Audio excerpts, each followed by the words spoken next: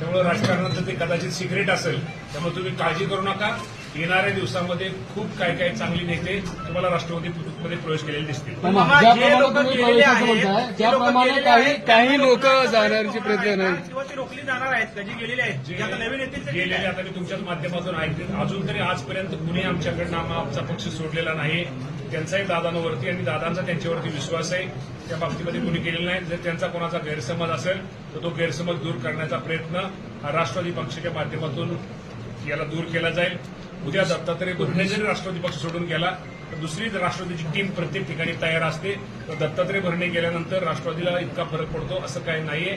परंतु अनेक नवीन लोक राष्ट्रवादीमध्ये प्रवेश करण्यात इच्छुक आहेत आणि येणाऱ्या काळामध्ये तुम्हाला सर्वांना ते म्हणजे त्याचा अर्थ असा घ्यायचा का असं म्हटलेलं तुमचे जे नेते होते आहे. अजिबात अर्थ तसा घ्यायचा विषय कारण पण आज ते बैठकीला सुद्धा नव्हते काय काय कारण ऐका ना निरोप दिला होता का? एक मिनिटं. काही लोकांना अडचणी असतात. काही कोणाचं दुःखद काही घटना घडलेल्या होत्या कुणाच्या काय होत्या त्यामुळे ते कदाचित राहिले नसतील.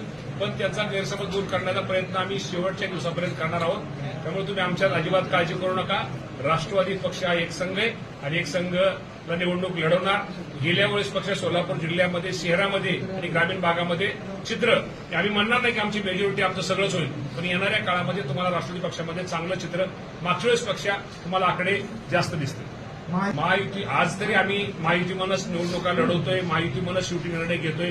परंतु शेवटी हा निर्णय मुख्यमंत्री आणि दोन्ही उपमुख्यमंत्री घेणार आहेत. शेवटी त्यांचे पण काय कार्यकर्ते आमचे पण काय कार्यकर्ते एका वार्डामध्ये 10-20 जर इच्छुक आहेत त्यावेळेस वेगळा निर्णय सेपरेट लढवून भविष्यामध्ये काही गोष्टीमध्ये परत नंतर एकत्र होऊ शकतात. परंतु आता शेवटी निर्णय हा तो तिघांचा आहे. त्यामुळे यावर्षी मी भाष्य करणं बरोबर नाही. परंतु आज तरी आम्ही महायुती म्हणून निवडणुका लढवतोय. कधीपर्यंत डिक्लेअर होती